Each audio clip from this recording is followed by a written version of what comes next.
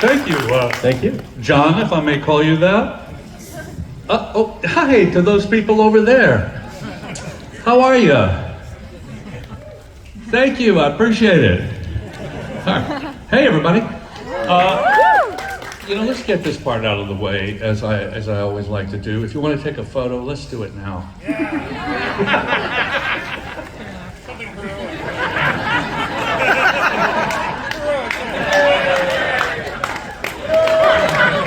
And modeling the latest in European fashions, ladies and gentlemen, it's Brent Spiner. Very waiting. Thank you. We got enough? Yeah. What about over here? You want to take that? Yeah. You want a close-up? Is that right? That lens, you're down my... Well, never mind.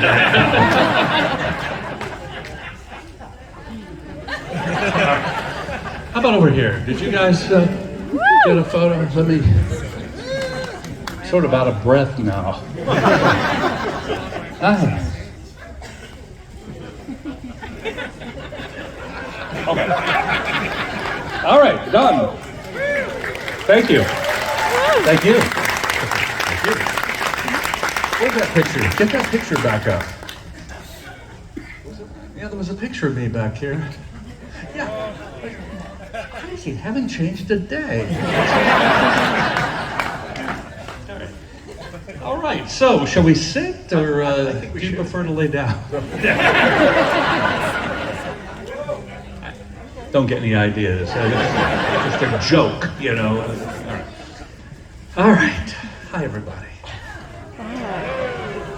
So then what I was saying was...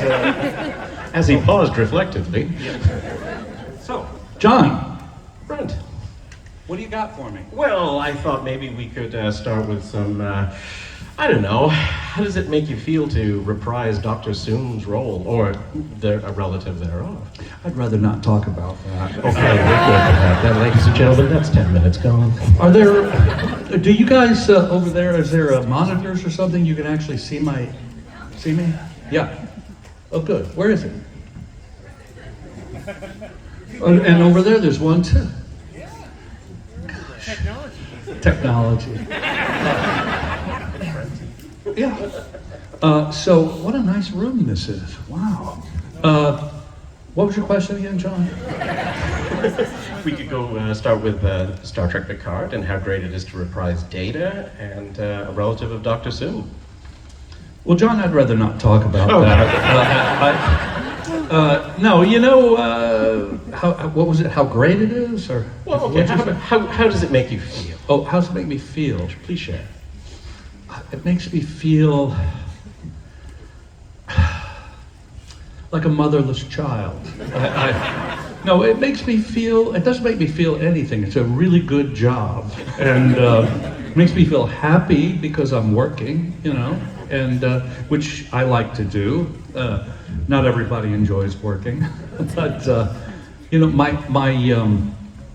well, I won't tell that story. That's too personal. But well, no, I can't. But yeah, it's. Do I reprise? I don't reprise Dr. Soom, did I? I've never played relative. Oh, a relative. Yeah, that's two relatives. I don't want to spoil anything. Have you already seen the show? Yeah. You've seen both seasons? Yeah.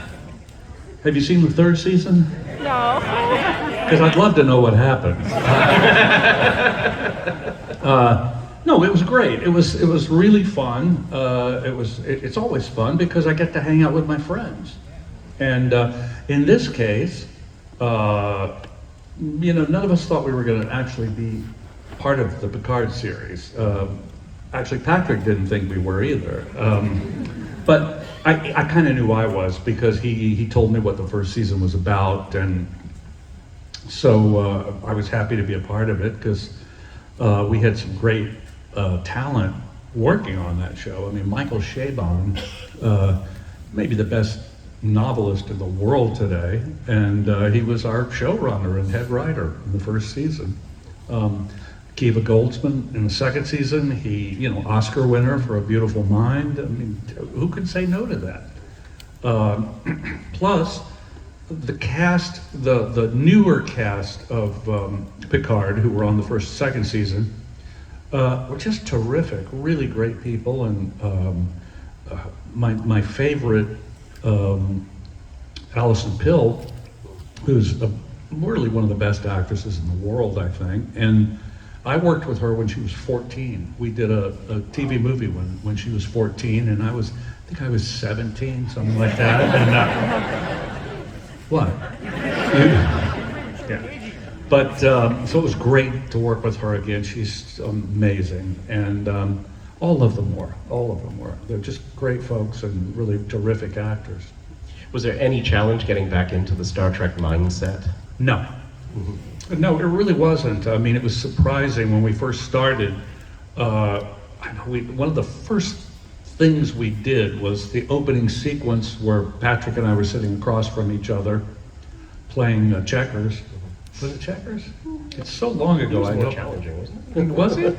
I don't think it was. Does anyone remember what were we playing in that? Poker. Was that what we were playing? Oh, there were chips. That's right. Catch-up chips, as I recall. Canadian production. Exactly.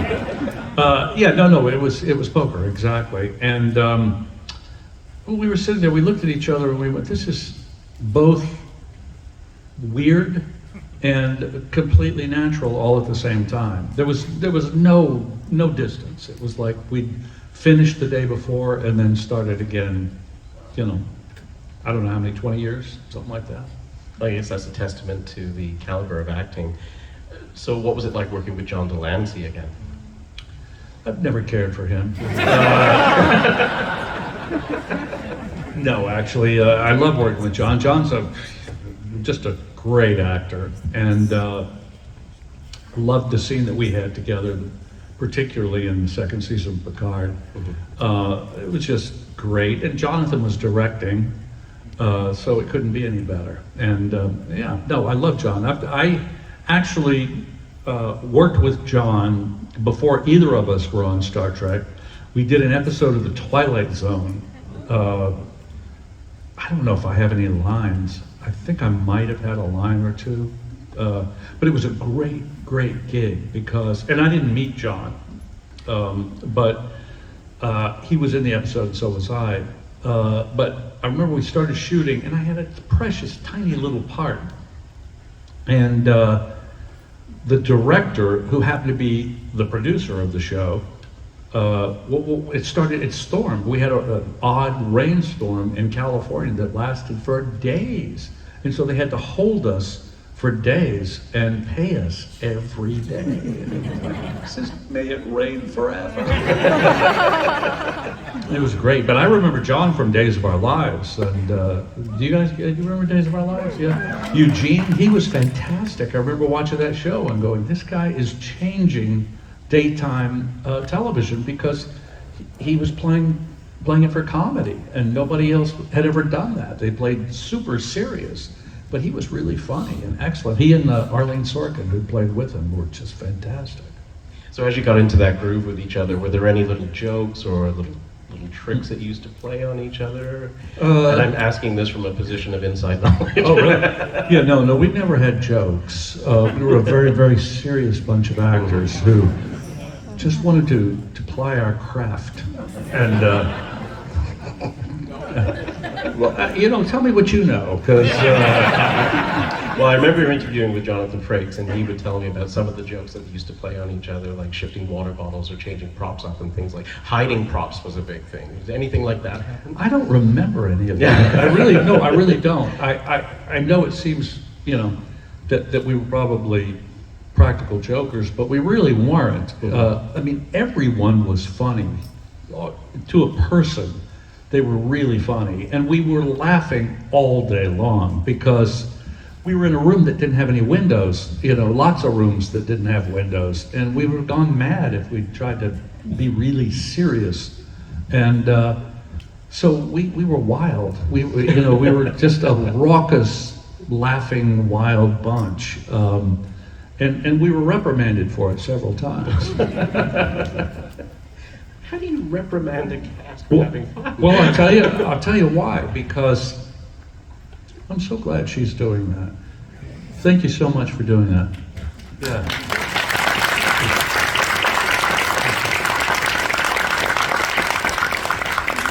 That's not what I said. What you-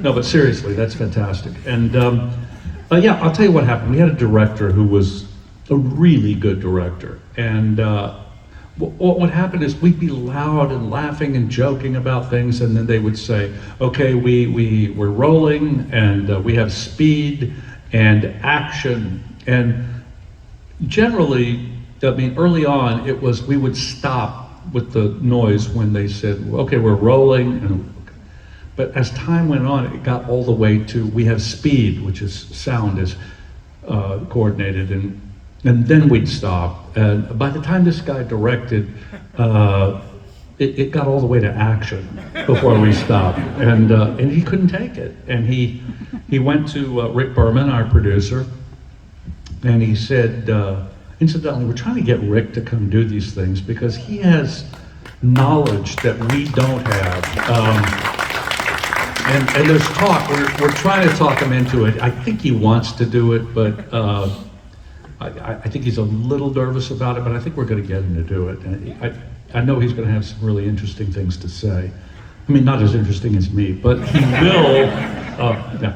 So this director went to Rick and said, I can't ever come back and direct this show. I mean, these guys are just wild. And so he called us all into a meeting in Patrick's ready room, in the captain's ready room. And he said, you know, this is a really good director, and you guys have just pushed him to the edge. And he's saying he's not going to come back anymore. And Denise Crosby, who was with us at the time, said, "Oh, come on, Rick, we're just trying to have some fun." And Patrick went, "Fun? We're not here to have fun. I've never been so embarrassed in my life." And it was like, oh my God. And everybody got really quiet, and Jonathan was crying. It was weird. And so we all said, okay, we'll behave. And later on, that same day, it happened to be the episode where Denise, Tasha Yar met her demise in a pool of Metamucil, and which it actually was, I think. And we had lunch, and then we had the wake, or the funeral ceremony, and it was this beautiful bucolic hill, and Patrick gave a beautiful speech, and Data's left, not feeling anything. And we're getting ready to rehearse it, and Patrick's on the hill by himself, and all of a sudden his arms go out, and he starts whirling around, and he goes, "The hills are alive!" And from that point on, he was as bad as we were. And so, we broke him down, but it worked.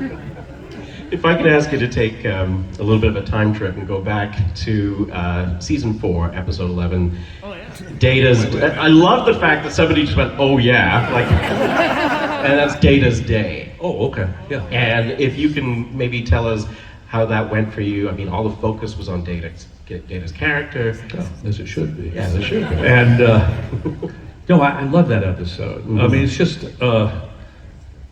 There was one thing I wanted them to do. I've never seen it, but I don't remember if this was a part of it. But it seemed to me that Data, Data had quarters and a bed, and you think, did Data sleep? I mean, he should have just been on the bridge by himself in the middle of the night, and because, but anyway, they did all kinds of fun things. I think that was the marriage of Keiko and Chief O'Brien. And Chief O'Brien. I still think that Rosalind and Colin are married in real life. And then of course we had the dance that Gates. Gates was a real choreographer, and as she'll tell you, and she really is though, or was, and she choreographed the whole dance routine that we did. She's a really good tap dancer, as am I, and people have asked through the years, in that dance, is that all you? And yes, it was just completely me. Are they buying it? Yeah, no, a lot of it was me. There was one sequence that was not me, which was shot from overhead, and the guy was whirling around and around and around and around. I don't do that because I get really dizzy. But that was Gates doing it. She's a real deal. Yeah. So let's talk about Night Court. Do Why not? people still